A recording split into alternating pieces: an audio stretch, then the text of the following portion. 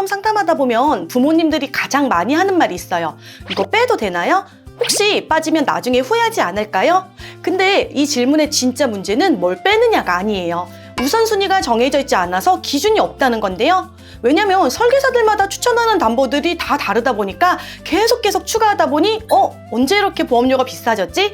이 상황이 계속해서 반복되는 거거든요. 태아보험은 걱정되는 질병을 다 넣는 게 아니라 병원비가 많이 들어가는 것부터 먼저 준비하시는 거예요. 그리고 보험료를 한번 보는 거예요. 생각보다 보험료가 비싸져 있을 수 있어요.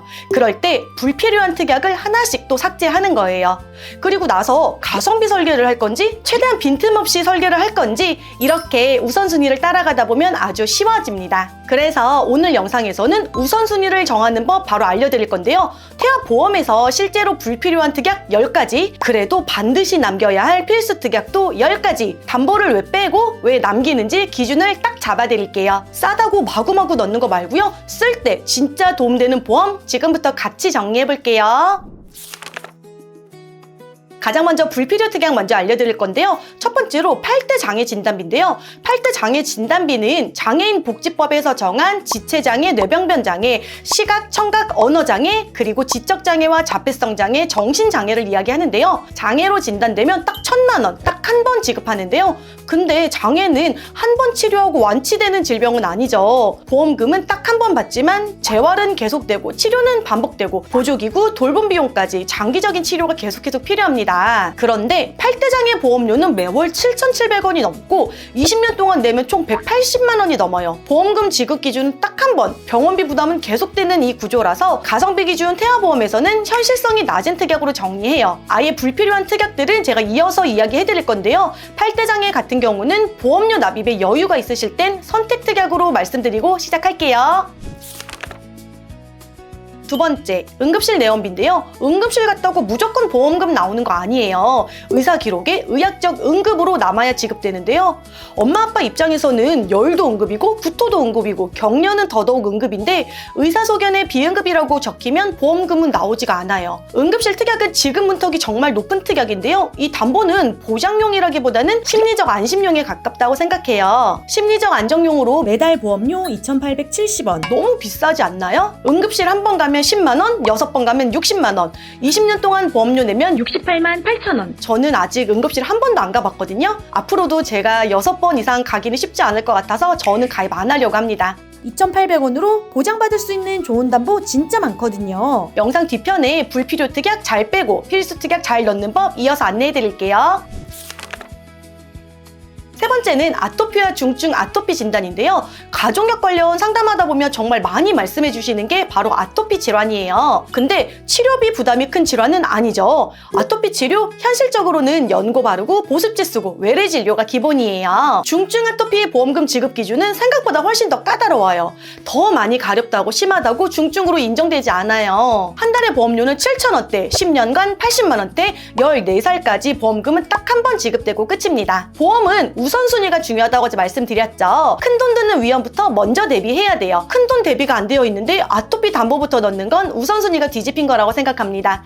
불필요 특약이니까 담보에 들어가 있다면 삭제하시길 추천드릴게요. 네 번째는 성조숙증인데요. 주변에 성조숙증 진단받은 아이가 많아요. 저학년 때부터 병원 다니는 아이들 주변에 한두 명은 꼭 있어요.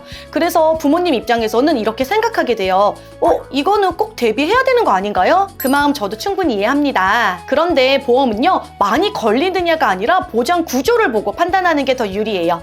성조숙증은 한 번 치료하고 끝나는 병이 아니고요. 주사 치료나 호르몬 억제 치료를 수년간 이어가는 경우가 많은데요. 몇 개월마다 주사 맞고 정기 검진하고 성장이 멈출 때까지 계속해서 관리합니다. 즉 장기적인 치료가 기본인 질환이에요. 그럼 성조숙증 보험은 어떻게 보장을 해줄까요? 딱 한 번 보험금 10만 원이에요. 이 10만 원으로 뭘 할 수 있을까요? 주사 한 번 맞는데 비용은 얼마 정도 들까요? 검사비, 진료비, 꾸준한 치료비에는 현실적으로 도움이 되지 않는다고 생각합니다. 보험은 치료비 부담을 줄이려고 하는 거잖아요. 근데 일회성 진단비 10만 원은 그 역할을 할 수 없어요. 성조숙증은 보험보다 조기 발견과 관리가 훨씬 더 중요한 질환이에요. 성장 속도 체크, 생활 습관, 체중 관리, 환경 요인이 치료 결과에 큰 영향을 줍니다. 그래서 젤리곰은 성조숙증 담보를 필수 특약으로 보지 않아요. 입원, 수술, 암, 뇌, 심장 같은 큰 비용이 드는 담보 먼저 준비가 되어야 하고요. 보험은 걱정되는 병도 물론이지만 보장이 잘 되는 담보, 그리고 병원비가 많이 들어가는 것부터 준비해야 돼요. 5번째, ADHD 담보는 불필요 특약 이야기할 때 가장 먼저 나오는 이름이에요. 아마 이런 말 많이 들어보셨을 거예요. ADHD 담보는 넣으면 안 된다던데? ADHD 담보는 위험하다던데요? 이 말들 그냥 떠도는 소문만은 아니에요. F코드라는 진단 이력이 보험 기록에 남는다는 점 때문이거든요. 그리고 ADHD는 외래 진료와 약물 치료가 중심이에요. 실손으로 충분히 보장 가능한 구조고요. 치료할 때마다 도움받는 담보 아니고요. 보험금은 딱 한 번 지급이에요. 하지만 향후 보험 가입에 대한 리스크는 남겨둘 수밖에 없어요. 그래서 대표적인 불필요 특약으로 안내해 드릴게요. 본 광고는 손해보험 광고심의 기준을 준수하였으며 유효기간은 심의일로부터 1년입니다.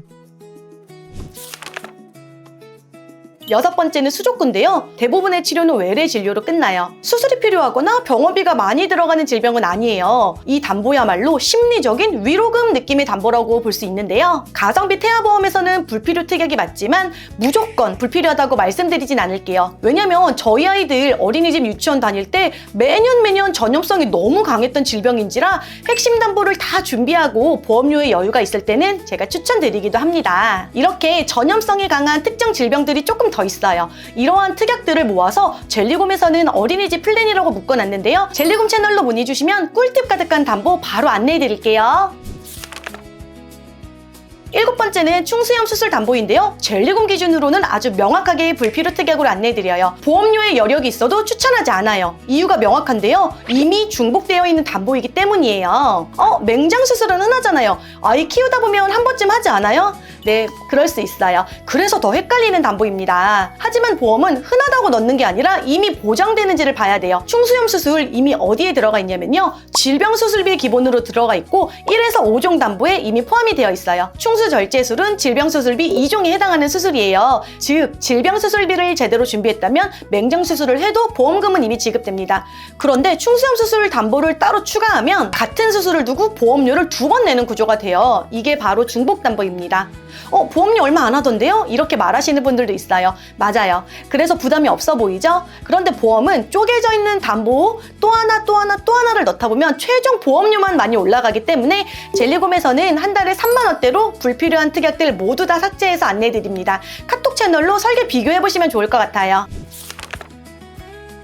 8번째, 소아 탈장도 마찬가지인데요. 혹시 우리 아이도 나중에 수술하면 어떡하지 하면서 엄마 아빠 입장에서는 혹시 몰라서 조금 불안해서 넣었어요 하시기도 해요. 그 마음도 충분히 이해합니다. 근데 소아 탈장 수술도 이미 잘 보장되고 있어요. 질병수술비는 기본이고 1에서 5종 수술 안에도 또 분류되어 있는 수술입니다. 즉, 2가지 특약을 제대로 넣었다면 소아 탈장 수술을 해도 보험금은 이미 잘 나와요. 보험료가 저렴해 보인다고 추가하기 쉬운데 결국에는 중복되고요. 이런 쪼개진 담보들이 쌓여서 전체 보험료를 끌어올려요. 아이들이 많이 수술한다고 해서 추가하진 않으셔도 돼요. 그럼에도 불구하고 전용 담보를 따로 넣는다는 거는 보험료만 겹겹이 계속 쌓아가는 구조에 가까워서 불필요하다고 생각해요. 가성비 있는 보험은 있으면 좋을 것 같은 것이 아니라 이미 포함되어 있는 것을 정확하게 걸러내는 것이 핵심입니다.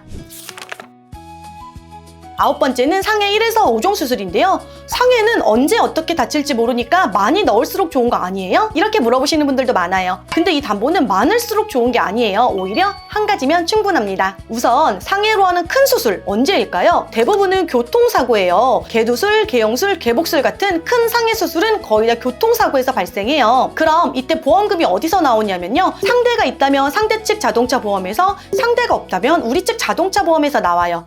자동차 보험은 치료비, 수술비, 입원비, 후유 장애까지 훨씬 더 크게 보장되거든요. 그럼 아이들 상해 수술은 보통 어떤 경우가 많을까요? 넘어지고 다치고 찢어지고 손가락 다치고 놀다가 부러지고 대부분 이런 작은 사고가 많아요. 봉합술이나 간단한 절개, 피부 상해 수술 대부분 다 1종에 포함되어 있고요. 실제로 아이 키워보다 보면 상해로 병원 갈 일은 있어도 3종, 4종, 5종 수술까지 큰 수술을 하는 경우는 정말 드물어요. 한 달에 몇백 원, 몇천 원 안 되는 담보도 쌓이면 큽니다. 쪼개진 담보들을 하나, 둘 장바구니에 담다 보면 어느 순간 보험료가 확 올라가 있거든요. 그러다가 나중에 보면 담보가 언제 이렇게 늘어났지? 보험료가 언제 이렇게 올라갔지? 이 말이 충분히 나오게 됩니다. 상해수술 담보는 많이 넣자가 아니라 깔끔하게 딱 하나가 정답이에요. 가성비 태아보험 기준에서는 가장 넓은 범위의 상해수술 담보 딱 하나면 충분해요. 10번째는 자녀 10대 질병 수술입니다. 자녀 10대 질병이면 아이들에게 많이 걸리는 병 다 들어가 있는 거 아니에요? 이렇게 질문도 많이 하시는데요. 근데 이 담보는 이름 때문에 오해가 정말 많을 수 있는 특약이에요. 자세히 보시면 10대 질병 진단이 아니라 10대 질병 수술 시에 보험금을 받을 수 있거든요. 아이에게 10대 질병 중에 하나가 생겼다고 가정해 볼게요. 그럼 대부분 어떤 보장부터 나오냐면요. 질병 수술비에서 먼저 나오고요. 1에서 5종 수술비에서도 나와요. 이미 기본 담보에서 충분히 보장이 되는데 자녀 10대 질병 수술 담보는 그 위에다가 또 얻는 구조예요. 완전한 중복 담보예요. 같은 수술을 두고 보험료를 한 번 더 내는 구조거든요. 즉 10대 질병 수술 담보를 추가한다는 건 보장을 늘리는 게 아니라 보험료만 늘리는 선택이 될 수 있어요. 그래서 젤리금 기준에서는 자녀 10대 질병 수술 담보 완전 불필요 특약으로 정리할게요. 여기까지가 태아보험을 가성비 있게 준비할 때 대표적인 불필요 특약이고요. 지금부터 진짜 중요한데요. 영상이 조금 길어져서 끊었다가 2편으로 다시 한번 안내해 드릴게요. 2편에서는 그럼 대체 뭘 남겨야 하느냐, 정말 필요한 걸 제대로 아시는 게 중요하니까 이어서 바로 시작할게요. 본 광고는 손해보험 광고심의 기준을 준수하였으며 유효기간은 심의일로부터 1년입니다.